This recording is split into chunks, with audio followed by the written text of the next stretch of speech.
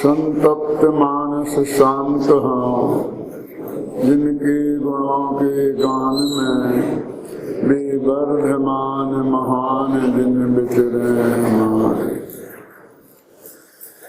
समय सार परमागम की 7वीं गाथा की चर्चा चल रही है।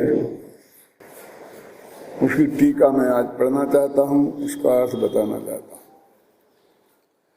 आस्ताम तावद बंध प्रत्ययात ज्ञायकस्य अशुद्धत्वम दर्शन ज्ञान चारित्र्यनैव न विद्यते। आस्ताम शब्द है ना, कि बहुत ताकत वाला शब्द है। जाने दो, छोड़ो, दूर रहो ऐसा अर्थ किया है। मैंने भी वही किया है, पहले भी जयचंद छाबड़ा ने वही किया था। मैंने शब्द बदला नहीं है, लेकिन जाओ जाने दो, बहुत हो गई बात। आस्ताम क्या? तावद बंध प्रत्ययात ज्ञायकस्य अशुद्धत्वम। तो कर्मों का बंध होता है, इसलिए ज्ञायक भगवान आत्मा अशुद्ध होता है।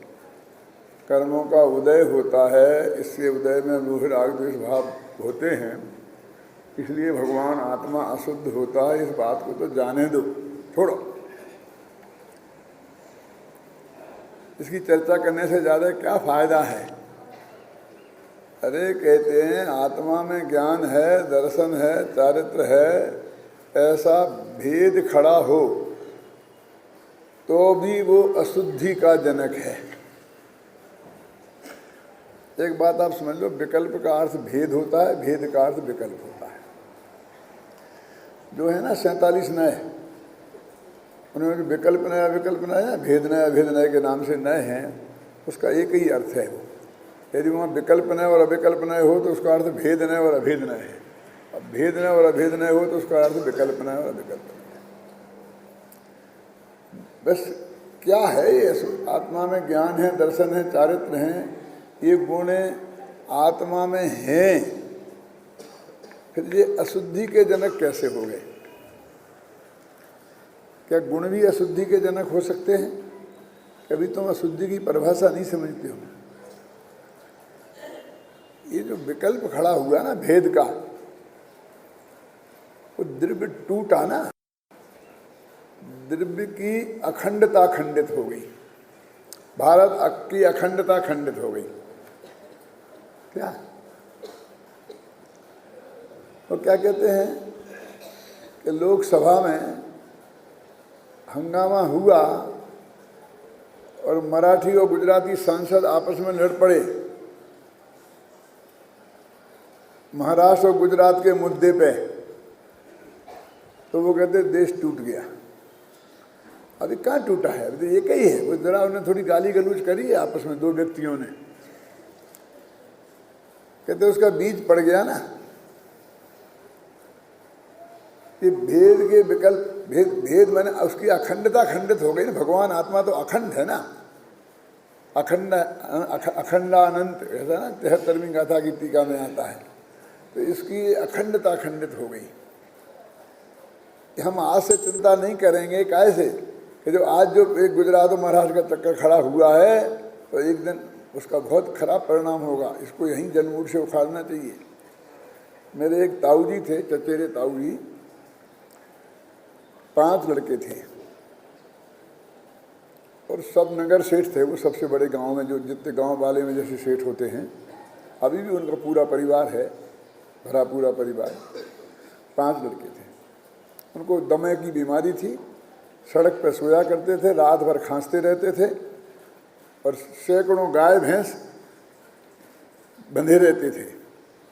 किसी गांव के गाय भैंस की ये ताकत नहीं थी कि उनकी गाय भैंस के सामने जो घास पड़ा है उसमें मुंह मार दें। इतना प्रताप था, इतनी धाक थी। खुले में सब संपत्ति पड़ी रहती थी। और वो मरे तो घर में से गहने चोरी हो गए। 5 जवान बेटे सोते रहे। किसने रक्षा की थी उसकी संपत्ति की? क्यों महिपाल भाई? प्रताप ने। उनका जो प्रताप था उसने रक्षा की थी। अब फिर वो बिल्कुल जमीन पे आ गए सब कुछ दिनों में। क्यों आ गए? तो उनकी एक गाय जंगल में मरने की मुख थी, गिर गई, होती ना, बहुत कमजोर थी, गिर गई, उठ नहीं सकती थी, घर आ नहीं सकती थी। तो किसी ने आकर उनको खबर दी कि तुम्हारी एक गाय वहाँ पड़ी है, तुम उसका इंतजाम करो, नहीं तो कुएं चौंक चौंक खाएंगे, वो मर जाएगी।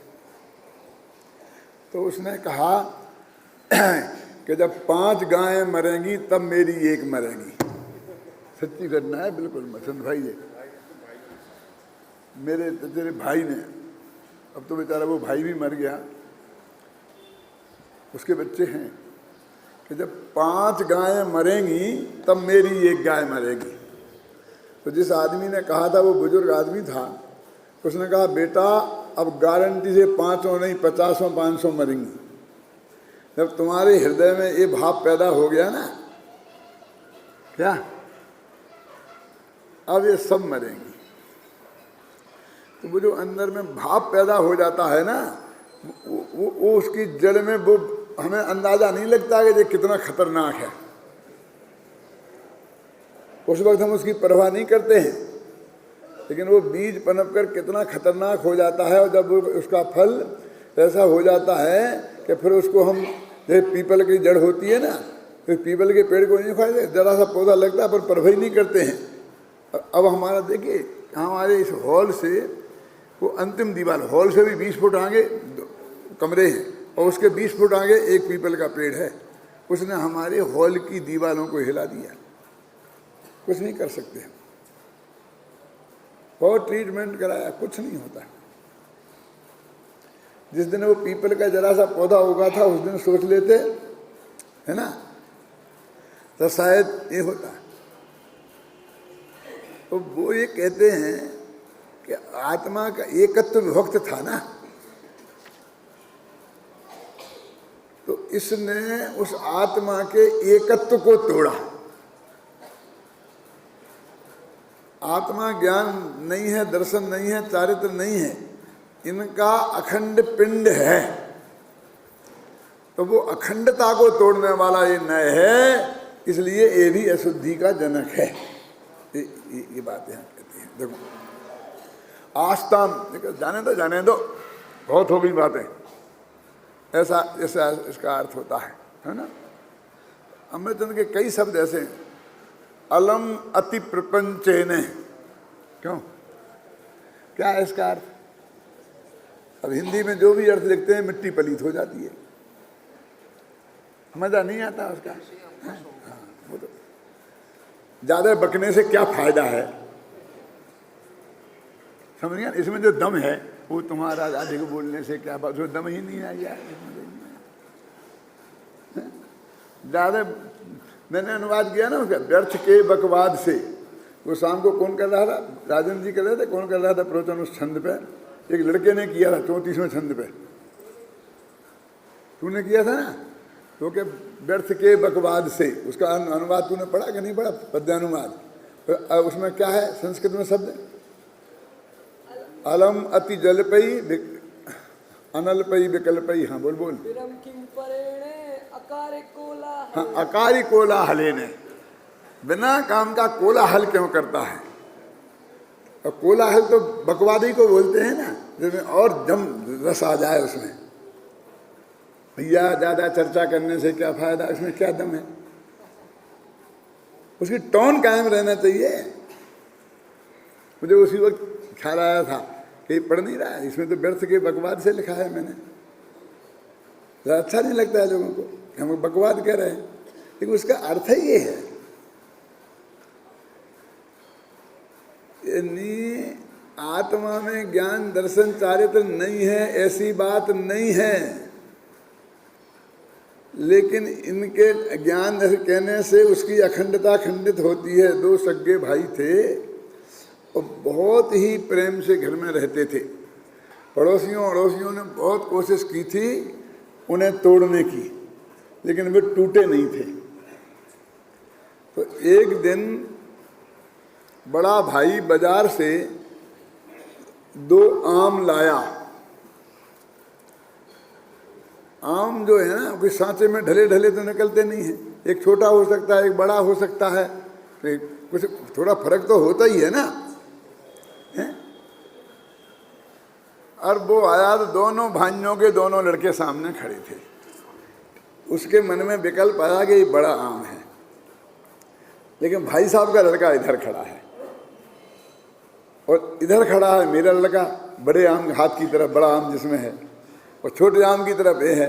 यदि मैंने इसको छोटा दिया और अपने लड़के को बड़ा दिया तो घर में फूट पड़ जाएगी कि देखो अब ये शुरू हो गया है भेदभाव, अब नहीं चलेगा क्या। तो उसने ऐसा करके देखो मेरा सुनो भी नहीं देखो भी, इस बच्चे को इस हाथ से दिया, इस बच्चे को इस हाथ से, अपने बच्चे को छोटा आम दिया और भाई के बच्चे को बड़ा आम दिया। बड़ा भाई ये देख रहा था, उसने बोला इधर आ, हो गया, थई गया क्या, बहुत दिन हो गया, बस सब बंटवारा कराओ, आज सब अलग अलग, कुछ नहीं। कि हुआ क्या है कि कुछ नहीं, बस अब आज से सब अलग अलग न्यारा न्यारे हो जाओ। शैलेश भाई नहीं चलेगा, बिल्कुल नहीं चलेगा। उसने कहा कि बोलते क्यों नहीं हो, मैं समझता हूं तुम क्या क्यों कर रहे हो ये बात। अरे तुम देखो ना उन दोनों के हाथ में बड़ा आम किसके हाथ में है। तेरे बच्चे के हाथ में बड़ा आम है, मेरे बच्चे के हाथ में बड़ा आम नहीं है। उसने कहा बड़ा किसके में है और छोटा किसके में है ये मुझे नहीं देखना है, पर मैंने तो ये देख लिया कि ये बच्चा मेरा है और ये तेरा है। अभी तक ये दोनों बच्चे हमारे थे। समझ में आया कि नहीं आया क्या छाबड़ा जी? अभी तक ये दोनों बच्चे हमारे थे, हमने कभी ऐसा भेद नहीं किया था। कोई पूछता था कि तुम्हारे कितने बच्चे हैं, तो हम कहते थे 2 बच्चे हैं, कभी हमने एक बच्चा नहीं बोला किसी से। समझ में आया ना?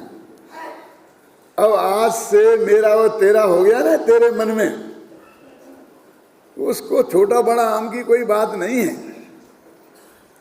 लेकिन ये मन में जो खड़ा हो गया है अब नहीं चलेगी। तो ये जो भेद खड़ा हो गया है, ज्ञान दर्शन चारित्र, नहीं चलेगा।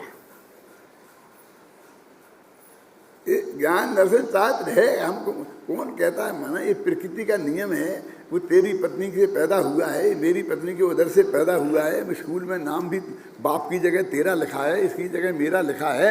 इस सब में मुझे कोई ऐतराज थोड़ी है, क्यों साहब? वो तो जो वस्तु की व्यवस्था है वो वस्तु की व्यवस्था से चलेगी। आत्मा में जो अनंत गुण हैं तो वे अनंत गुण आत्मा में रहेंगे। लेकिन जो तुमने उसको खंडित कर दिया, अखंड आत्मा को, उसका एकत्व खंडित कर दिया। मैं एक हूं, मैं शुद्ध हूं, मैं ज्ञान दर्शन पूर्ण हूं, मैं एक हूं, कहाँ रहा? मैं तो 3 हो गया। और 3 के 33 होते देर नहीं लगेंगे, वे तो अनंत हो जाएंगे। गुण तो अनंत है ना। इसलिए देखो, आस्ताम तावद बंध प्रत्ययात ज्ञायकस्य अशुद्धत्वम दर्शन ज्ञान चारित्राणि एव न विद्यन्ते। उसके तो दर्शन ज्ञान चारित्र भी नहीं है। हाँ, यतो ही अनंत धर्मणि एकस्मिन् धर्मण्य निष्णात अन्ते वासि जनस्य तद अवबोधाधिधायी कैचित् धर्मई अनुशासताम सूरिणाम धर्म धर्मिणो स्वभावतो अभेदेपि व्यपदिष्टो भेदम उत्पाद्य व्यवहार मात्रेण ज्ञानिनो दर्शनम ज्ञानम चारित्रम इत्युपदेशा। कि महाराज रहने तो बहुत बड़ी बड़ी बातें करने से कोई फायदा नहीं है। आत्मा में ज्ञान है, दर्शन है, चारित्र है, सुख है, बीज है, 47 शक्तियाँ हैं, अनंत गुण हैं। ये हमने तुमसे ही सीखा है, तुम्ही ने हमें बताए हैं, हमने शास्त्र में पढ़े हैं। बस तुम कहो तो कुछ नहीं, और हम कहें तो हमारा कान पकड़ लो, क्यों?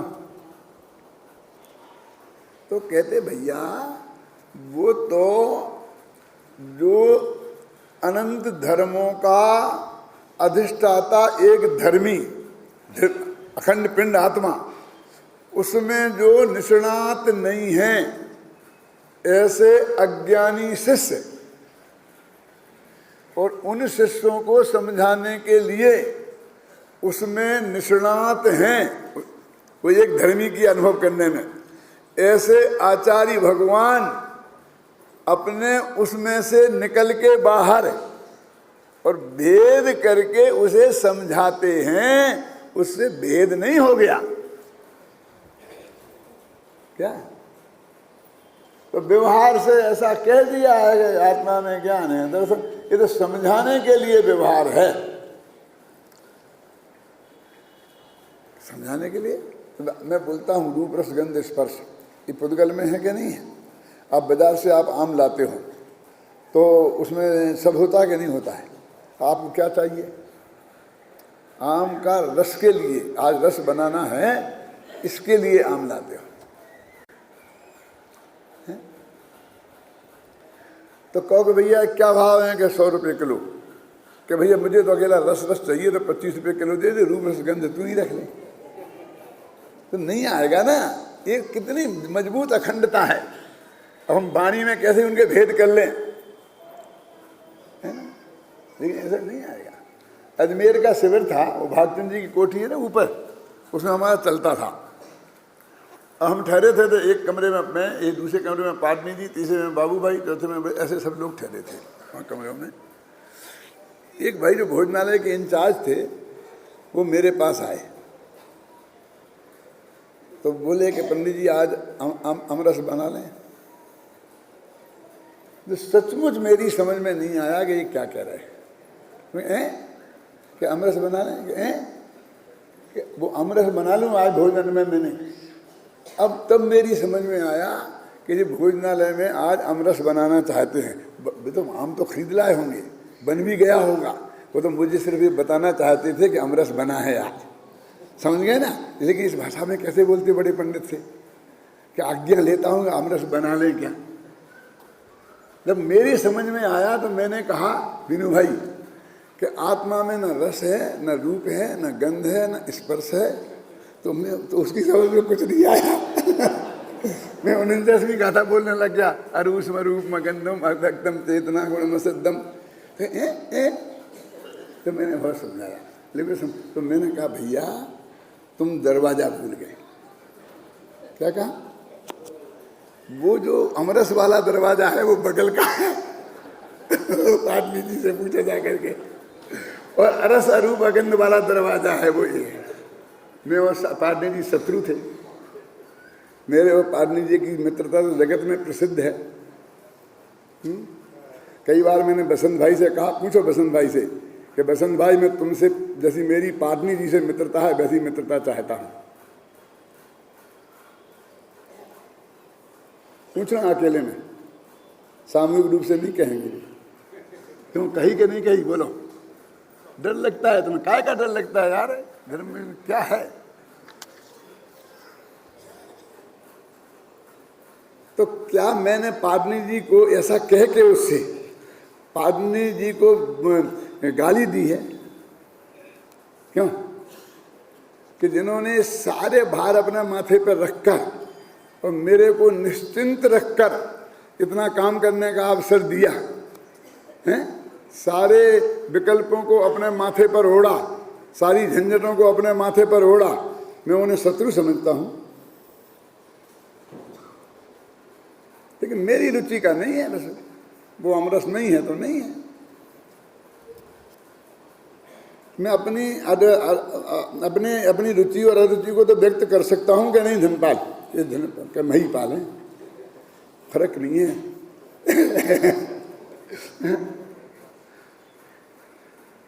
ये मैं आपसे कहना चाहता हूं कि ये तो विभिन्न रुचियार लोगों और समाज को, देश को तो सबकी जरूरत है।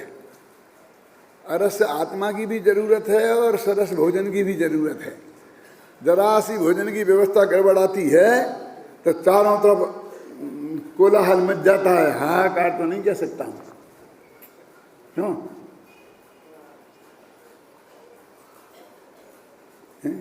मजा ऐसा नहीं है, रंज मात्र भी नहीं है, लेकिन ये वस्तु का स्वरूप है। उत्तम चंद जी ने बहुत ही मार्मिक संदेश आपको अंतिम संदेश दिया है स्वाध्याय करने का। मैं इसके इस रूप में कहता हूं, थोड़ी तुलना करके, फिर आप उसका उल्टा अर्थ मत लेना कि मैं भगवान की पूजा भक्ति का विरोधी हूं। मैं कैसे विरोधी होऊंगा? मैंने भगवान की पूजने लिखी हैं, और तुम भगवान की पूजा नहीं करोगे तो मेरी पूजा करेगा कौन? मेरी पूजा माने मेरी लिखी पूजा, फिर रह ही जाएंगे ना, वो तो उसमें पड़ी जाती है ना। बोलो, आप लोग मेरी पूजा भगवान के सामने नहीं पढ़ें, नहीं करें, इसके लिए लिखी है मैंने। लेकिन मैं आपको बहुत स्पष्ट शब्दों में कहना चाहता हूं, जो जैन धर्म की बात है, मेरी बात नहीं। उत्तम चंद जी भी मेरे 100% सहमत हैं।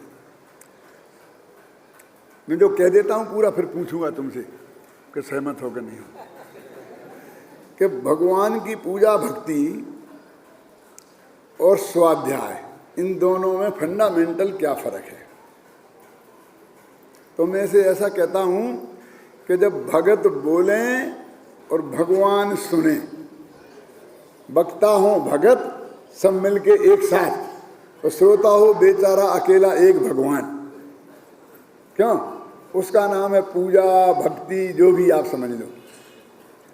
और जब भगवान बोलें और भगत सुने, उसका नाम है प्रवचन अथवा स्वाध्याय। भगवान की वाणी है ना, ये दिव्य ध्वनि का सार है ना, समय सार जो आपको सुनाया जाता है। इतना अंतर है। अब एक श्रोता के लिए स्पीकर की क्या जरूरत है? और सब मिलकर के चिल्ला चिल्ला के बोलते हैं, इतना बह रहा है भगवान। कल से वहां स्पीकर नहीं लगाना, ये मैं नहीं कह रहा हूं, वो तो आप लोग जो व्यवस्था करें अपनी वैसी करते रहे ना। मैं तो एक बताना चाहता हूं, एक बात पर ध्यान आकर्षित करना चाहता हूं। और ये स्पीकर मेरे लिए 4-4 लगे हैं कि देखो भगवान के लिए एक नहीं, अपने लिए 4-4। कैसा पंडित है? अरे मेरे लिए नहीं लगे, तुम्हारे लिए लगे। तुम्हारी चिल्लाते हो कि आवाज नहीं आ रही, आवाज नहीं आ रही, आवाज नहीं आ रही, सही, तो मेरे लिए लगेगा, तुम्हारे लिए, ये श्रोताओं के लिए लगेगा, वक्ता के लिए। खैर आप लगाना। अब मैं कहता हूं तुम्हारे पास ऐसा है क्या जो तुम भगवान को सुनाओ? बस अपना दुखोना रोने वाले हो भगवान के सामने, और उसके पीछे भी क्या साफ साफ कह रहे, तुम्हें को बिन जाने जो कालेश पाए सो तुम जानत जिनेश। हे भगवान, तुम केवल ज्ञान के धनी हो, और तुम्हें पहचाने बिना मैंने जो तकलीफें उठाई हैं वो तुम्हारे केवल ज्ञान में पूरी की पूरी झलक रही, बिल्कुल बारीकी से। इसलिए अब मैं तुमसे क्या कहूं? क्यों? कोई फायदा नहीं है, तुम सब जानते हो। तो भगवान ने भी मांगा, हाँ हम जानते हैं। फिर भी अगली पंक्ति में, पशु नारक नर सुर गति मझार भवे धर धर मर्यो अनंत बार। शुरू कर दी कहानी। अरे तू ही तो कह रहा था हम सब जानते हैं, नहीं थोड़ा सुन लो। तो हम जानते हैं तो समय खराब करने से क्या फायदा? सुनाता है फिर तुरंत गति में, मनुष्य गति में, देव गति में, चारों गतियों में गया, दुख ही दुख पाए। क्यों? फिर और डिटेल, फिर उसकी डिटेल। भगवान सुख सुनाया जा रहा। 1 घंटा, 2 घंटा, 3 घंटा, 4 घंटा, 8-8 घंटे तक के विधान चलते हैं ना अपने। सुनाया जा रहा है, भगवान को सुनाया जा रहा है। अब कहा भाई तुम ही, भगवान कहते हैं तूने जो दुख पाए हैं उसको मिटने का उपाय हम बताते हैं, तू शांति से बैठ के सुन। तो 8 घंटे में बस आप थक के चकनाचूर हो गए। अब तो बस नींद आने लगी। तो क्यों थके? व्यर्थ में थके ना, हम जानते थे ना तुम्हारे सब। वो डॉक्टर के पास तुम जाओ ना, तो तुम्हें देख के समझ जाता क्या तकलीफ है, अभी कौन सी बीमारी चल रही है, डेंगू चल रहा, फलाना, तो 90% मरीज उसी के आ रहे सुबह से, तो समझ में आ जाता है। हमारी शिकायत रहती बिखरे माता में, डॉक्टर साहब सुनते ही नहीं, डॉक्टर साहब सुनते ही नहीं, डॉक्टर साहब सुनते ही नहीं मेरी। डॉक्टर साहब माने मैं नहीं, वो दवाई वाला डॉक्टर। तो एक दफ़े मैंने डॉक्टर साहब से कहा, सही घटना है, घबराना नहीं, कि डॉक्टर साहब ये बहुत बड़ी शिकायत है, एक दफ़े शांति से पूरी बात आप सुन लेना और फिर जो दवाई देना हो आपको देना, नहीं तो दवाई नहीं खाती, क्योंकि डॉक्टर ने सुनी तो है ही नहीं, अपनी तरफ से लिख दी ऐसी बिना जाने के मुझे क्या तकलीफ है। बोले ठीक है सुन लूँगा। तो गए सुनाए कि साहब चोट लग गई, कि कहाँ लगी, कि वो टोटल मरसमारा के नीचे सीढ़ी से उतरते हुए। अरे मैं ये नहीं पूछ रहा हूँ कहाँ लगी, यहाँ कहाँ लगी, कमर में लगी कि पैर में मुझे उससे क्या मतलब कि कहाँ लगी, तुझे मंदिर जाते समय लगी कि खेल जाते समय लगी, क्यों कि सिनेमा जाते समय लगी, मुझे क्या फर्क पड़ता, तो चोट कहाँ लगी ये बता।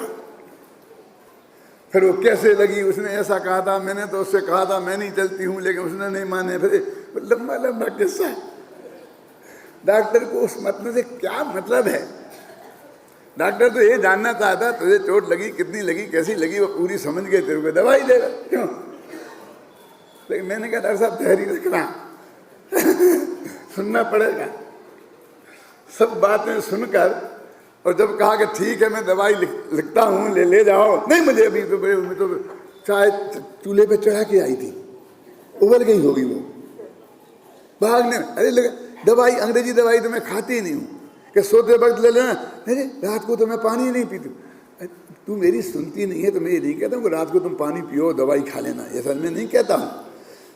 मैं तो ये कहता हूँ जो तुम इतना आचरण है तो तुम्हारा बहुत अच्छा है, लेकिन जब तुम्हें दवाई लेनी ही नहीं है, खानी ही नहीं है, तो अंग्रेजी दवाई नहीं खानी है तो अंग्रेज डॉक्टर के पास गई काहे को, और रात में नहीं खाना है तो शाम को 7 बजे मरी काहे को, इधर घर में ही रहती, सुबह जाती 7 बजे जब तुम्हें खानी थी। वो क्या करे डॉक्टर, क्यों बोलो, उसकी कोई परेशानी है कि नहीं है। तो ये कहते कि हमने इतना धर्म पालते हो, तुम धर्म का विरोध कर रहे हो। तो हम अपने दुखोना रोने के अलावा उन्हें और क्या सुनाने वाले हैं। हम बोलते हैं वो ज़्यादा लंबाना नहीं चाहता मैं, है ना, कि आज ईश्वर भगवान हो तुम दीन तनी मारी बीनती, ऊँट बलद भैंसा भयो, तापे लदियो भार अपार हो, नहीं चाल जो तहाँ गिर पड़ो, पापी देशो टन की मार हो, और आज के आनंद की सोटनों की मार पड़ रही हो, तुझे आनंद आ रहा है, क्यों, क्या कह रहा है तुझे पता ही नहीं है। मैं ऊँट हुआ, बैल हुआ, भैंसा हुआ, अब मुझे बहुत बोझा लाद दिया, मैं नहीं चल पड़ा तो गिर पड़ा, तो उसने मुझे सोटों से मारा, ये सुना रहा है। अगर आज के आनंद की जाए, कहाँ है आनंद फानंद। तो हमारे पास अपनी दुख की गाथा सुनाने के लिए ज़्यादा और कुछ नहीं है। वो समंत भद्र जैसे लोगों को छोड़ देना जो भगवान की परीक्षा कर लेने के लिए बैठ गए, और भगवान का स्वरूप क्या है उन्होंने पूरा का पूरा प्रस्तुत कर दिया उस बहाने। बाकी तो सब ऐसा ही है ना मामला है? ये तो अभी गुरुदेव के प्रताप से अब थोड़े भजन बनने लग गए हैं, तो सब आध्यात्मिक बनने लग गए हैं और आत्मा की बातें उसमें आने लग गई हैं। नहीं तो क्या हालत थी पहले, पूजने भी ऐसी बन गई हैं। पहले की पूजनों की क्या हालत थी, एला केला और सुपारी, और ऐसा लगता था जैसे एला और केला की पूजा हो रही है, भगवान की पूजा हो रही है कि केला की पूजा हो रही है। एक आध पंक्ति सुनाऊं, बहुत से लोग नाराज हो जाते हैं, लेकिन सुन लो अच्छी, तुमको सुना दूं। लोचन सुरस ना ग्राण और उत्साह के करतार हैं, मुँह पे न उपमा।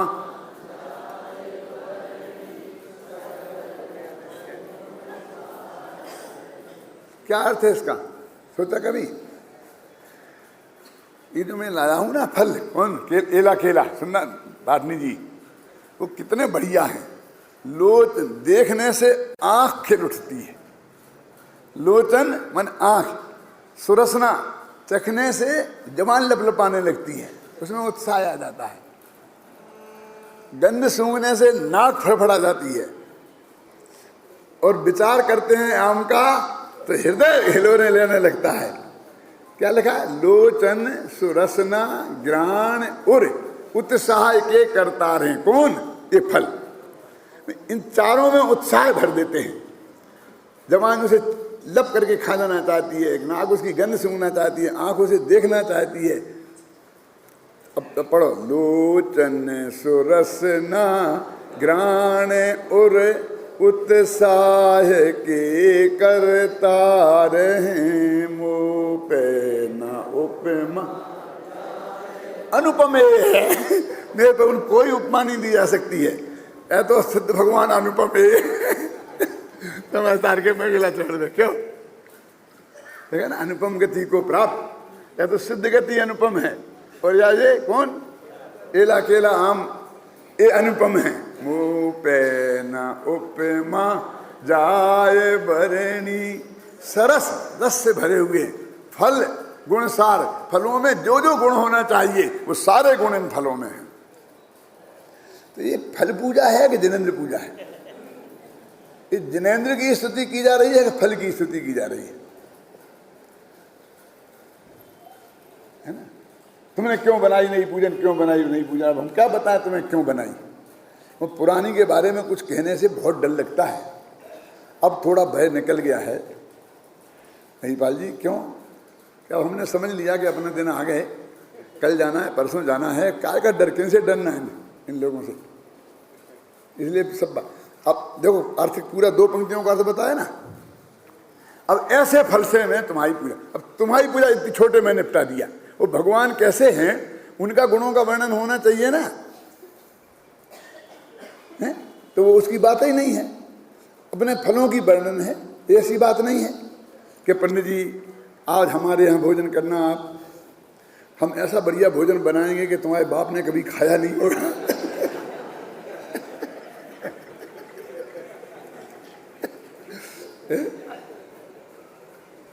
बोलो, हम आएंगे और खा पाएंगे तुम्हारा भोजन को।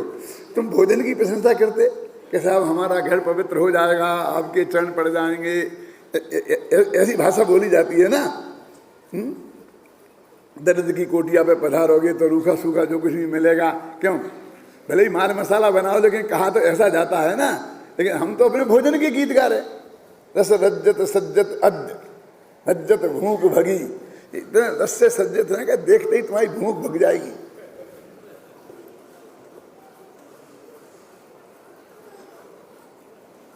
नमूना बताया है थोड़ा बस, बाकी तुम्हें ताकत हो तो सब पढ़ के देख लेना, और तुम्हारी समझ में आए तो समझ लेना।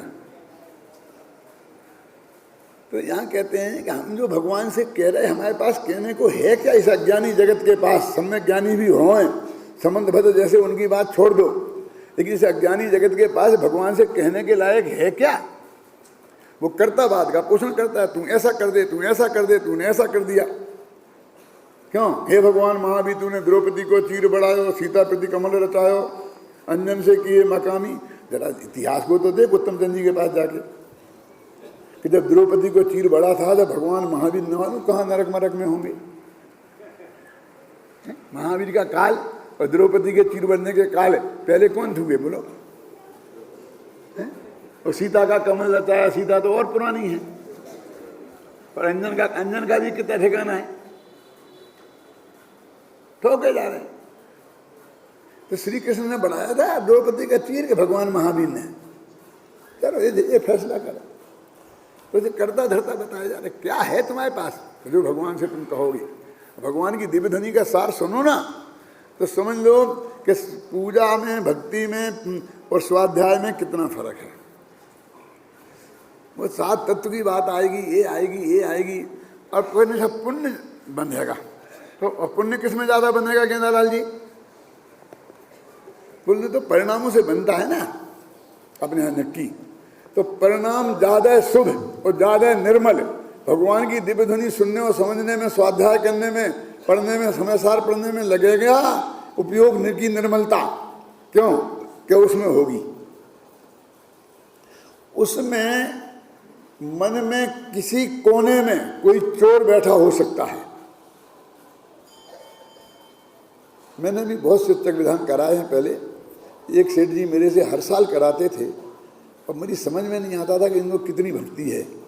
एक दिन मेरे सामने उन्होंने नहाया तो एक सफ़ेद दाग निकला, तो ही समझ में आ गया कि शिक्षक विधान क्यों होता है। वो सच्ची निकली वो बात। आप समझ में आए ना? कोई ना कोई इच्छा कहीं ना कहीं किसी हृदय के कोने में जाकर के देखो तो छिपी होगी। लेकिन आप इस शिविर में आए हो, मेरा प्रवचन सुन रहे हो, उत्तमचंद जी का प्रवचन सुन रहे हो, कि सचमुच इसलिए आए हो कि आपका कोई दुकान में तरक्की हो जाएगी, बच्चे की तबीयत ठीक हो जाएगी, पैसा बढ़ जाएगा, ऐसा सोच के आए हो कि दो बातें ज्ञान की सही सीखने को मिलेंगी इसलिए। तो वहाँ तो भोगों के भिखारी जाते हैं और यहाँ तो दिव्य सुनने के लिए तो ज्ञान के इच्छुक जिज्ञासु लोग जाते हैं। कोई उस भावना से नहीं आया यहाँ कि कोई जादू की लकड़ी फेर देंगे। गुरुदेव के पास तो वो थी एक जादू की लकड़ी, क्यों? और लोगों पर फेर देते थे, क्यों फेरते थे कि नहीं फेरते थे? अरे उनने कहा भैया कुछ नहीं है, नहीं है।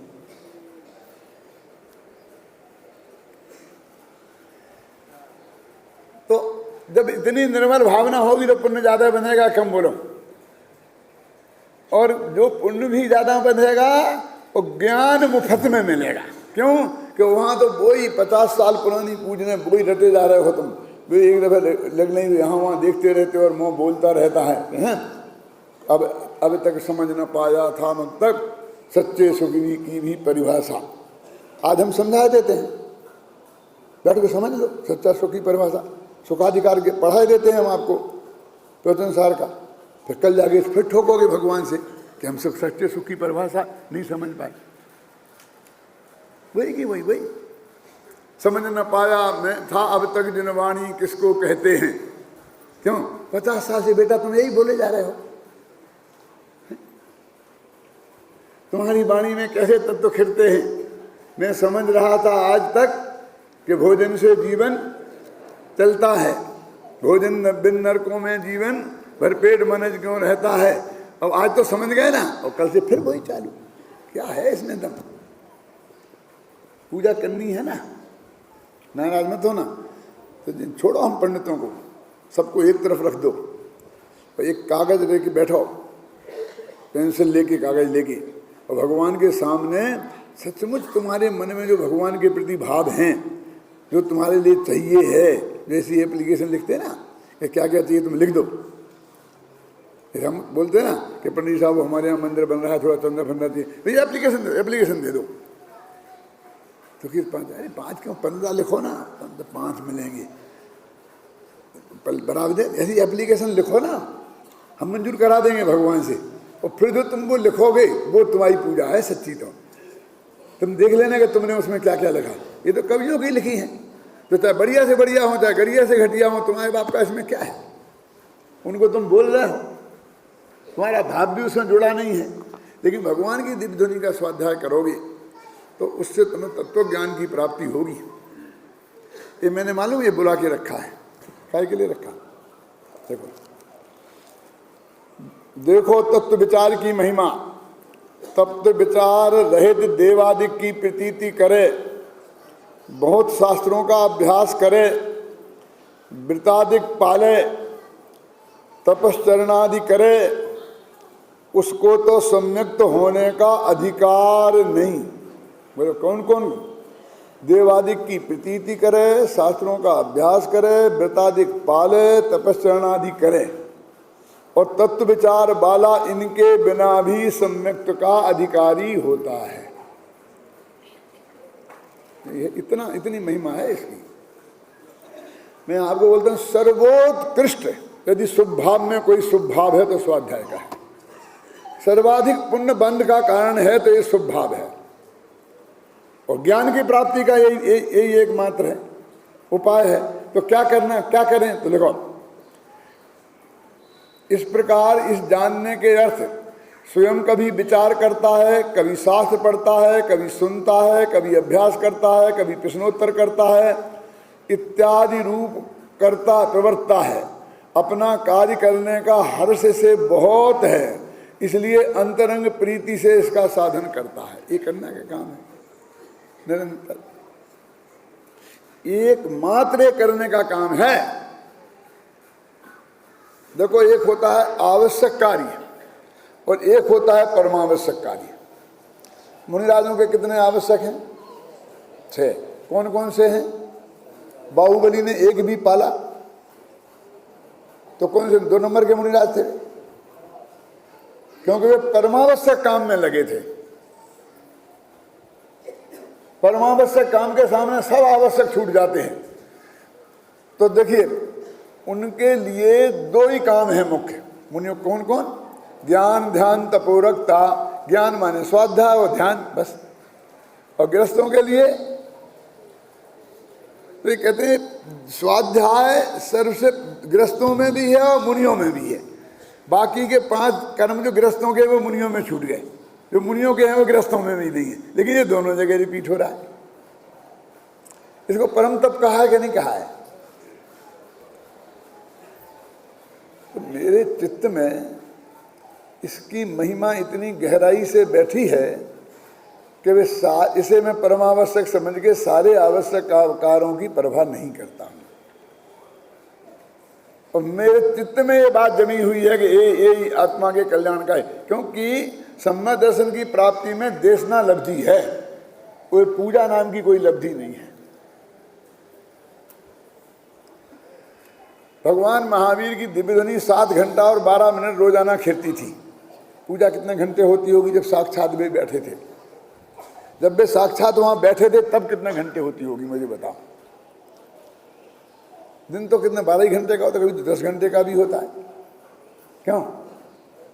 तो कितना बचता होगा समय? उसमें खाना पीना, आना जाना, नहाना धोना, कमाना की बात छोड़ दो, सब धंधा पानी छोड़ करके भी लोग बैठ करके जाते होंगे। तो अब नहाना तो पड़ता ही होगा, लेटरिन तो जानी ही पड़ती होगी, खाना तो खाना ही पड़ता होगा। ये सब मिलाकर फिर कितना समय बचता होगा? घंटों नहीं होंगे, मिनट होंगे। अब हमने इतनी तरक्की करी कि धीरे धीरे वो हमारी पूजा बढ़ती जाती है और उनका प्रवचन सुकड़ता जाता है। पूजा 8-8 घंटे और प्रवचन 8-8 घंटे। तो मैं इस पर ध्यान दिलाता हूं, मैं कोई उसका विरोधी नहीं हूं, लेकिन ये परम सत्य है। और ऐसा ही जो सम्यक दर्शन में देशनालब्धि में इसका नंबर आता है और किसी चीज का नंबर नहीं आता है महेंद्र कुमार जी। इसलिए ऐसा नहीं है कि पंडित वैद्य मसालची उनकी उल्टी रीत, गैल बतावें और खो स्वयं कूद जाए भीत। मैंने भीट कूदी है, ये सच्ची बात है, लेकिन वो भीट कूदने की ही बात तुमसे कहता हूं। जो मैंने लिए अपने जीवन के लिए बहुत अच्छी समझी, सच्ची समझी, जो करता हूं जीवन के लिए, उसी की प्रेरणा आपको देता हूं। इसमें क्या गलती है मेरी समझ में नहीं आता है।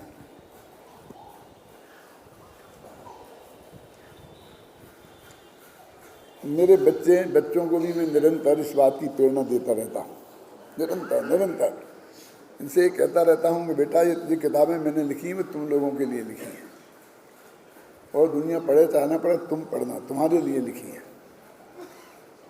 है ना। और फिर मैं ये जो व्याख्यान दे रहा हूँ, ऐसा व्याख्यान में कभी सुनते हैं तो मेरे को समझाते हैं कि दादा आप क्यों ज़्यादा बोलते हो, क्यों ऐसे कहते हो, क्या ज़रूरत है आपको? लोगों को बुरा लगता है, आपको क्या ज़रूरत है इसके बोलने की? मैं कहा तेरे को बुरा तो नहीं लगता है, मैं तो तेरे से बोल रहा हूँ, मैं तेरे से बोल रहा हूँ। अभी मैंने उनसे कहा हम ये करें, कितना समय है तुम्हारे पास? बोलो कि 2 घंटा तो रोज निकालेंगे, तो समय सार पड़ो 2 घंटा रोज, कुछ नहीं करने का। फिर उसके बाद ज़्यादा समय निकलेगा तो बताना, फिर बताएंगे क्या करना है? क्या करना। मेरी दृष्टि में ये सर्वोत्कृष्ट कार्य है।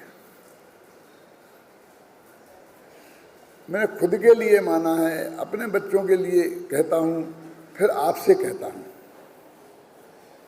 मैं नहीं रुकूंगा आपके कहने से, आप कितने ही नाराज हों तो मैं अब ये कहने से नहीं रुक सकता हूं। और मैं किसी की निंदा करने के भाव से बिल्कुल नहीं कहता हूं, किसी को नीचे गिराने की भाव से बिल्कुल नहीं कहता हूं।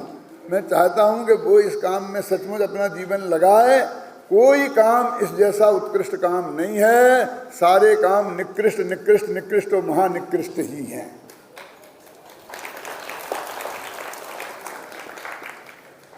मैंने कहा अपने बच्चों से, बेटा कि जब तक ये जबान से बोलना चालू रहेगा तब तक मैं ये बात कहूँगा। दुनिया की कोई ताकत मुझे ये बात कहने से नहीं रोक सकती।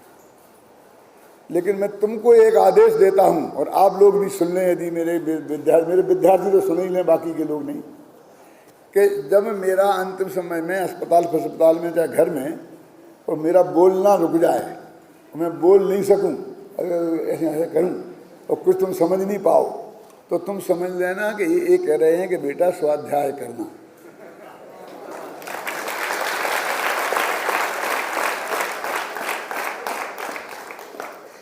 क्या इस सच मैं आपकी बहुत हृदय की बात कह रहा हूं। कि नहीं, लोगों को नाराजी होती तो क्यों कहते हो? देखो भाई, अब हो तो हो, नहीं हो तो नहीं हो। मेरे तो मन में विकल्प आता है, बहुत पवित्र भाव से आता है। एक दफ़े कहूँगा, 2 दफ़े कहूँगा, 10 दफ़े कहूँगा, कभी समझ में आएगी तो आएगी। और कभी कभी माफ़ी मांगता हूँ, प्रार्थना करता हूँ, सभी कहता हूँ। इसलिए नहीं करता हूँ कि आपकी मेरे चित्त में मेरे प्रति प्रतिकूलता है तो वो अनुकूलता में बदल जाए और आप मुझे कुछ निहाल कर दें। सिर्फ इसलिए कहता हूँ कि आपके चित्त में ये बात आ जाए और आपको जम जाए, तो कुछ मनुष्य भाव की सार्थकता आपके जीवन में भी आ जाए और आपका जीवन यूँ ही इन बाह्य चक्करों में न निकल जाए, इस भावना से कहता हूँ मैं। मेरे को अनुकूलता बनाने का बिल्कुल नहीं है। पहले ये कहता हूँ कि तुम्हारे मन में जो आए सो करो। मेरे अनुकूल तुमको बनने के लिए मैं एक शब्द तुमसे नहीं कहना चाहता हूँ, लेकिन तुम्हारा कल्याण इसमें है, इसलिए कहता हूँ। और वो मेरे को भाव आए बिना रहता नहीं, इसलिए मैं कहता हूँ। और वो तो मैं मरते दम तक कहता रहूँगा, जब तक जबान चलेगी जबान से। बाकी आँखों से, आँखें बंद हो जाएं तो बाद में तुम लोग जब मेरा कभी कोई चित्र मित्र कहीं देखो तो सोचना कि ये कह रहे हैं क्या कि स्वाध्याय करो, स्वाध्याय करो, स्वाध्याय करो, स्वाध्याय करो, स्वाध्याय करो। सहमत हो भैया कि नहीं? हो कह रहे भैया ने हाँ भरी है। सचमुच एक आत्मा का अनुभव ध्यान को छोड़कर यदि किसी दूसरी चीज का नंबर है तो वो स्वाध्याय का। और फिर स्वाध्याय में 4 अनुयोग हैं और फिर उनमें भी काय का है, फिर वो बहुत भेद होगा, भेद विज्ञान। फिर जब एक दफ़े स्वाध्याय शुरू करो तो वो भेद विज्ञान अपने आप तुम्हारी समझ में आ जाएगा। लेकिन घंटा, 2 घंटा, 4 घंटा इस जीवन में स्वाध्याय के लिए अवश्य निकालना, और इस प्रेरणा देने में किसी के दिल को कोई चोट पहुंची हो और उसने अपने कुछ मांगा हो, तो मैं फिर एक दफ़े हाथ जोड़ के माफ़ी मांगता हूं और उनसे ये माफ़ी मांगता हूं कि मैं ये कहना बंद नहीं कर सकता। इसलिए आज तक कहा उसकी माफ़ी, और कल से आगे मरते दम तक कहूँगा उसकी भी माफ़ी मैं आप लोगों से मांगता हूं।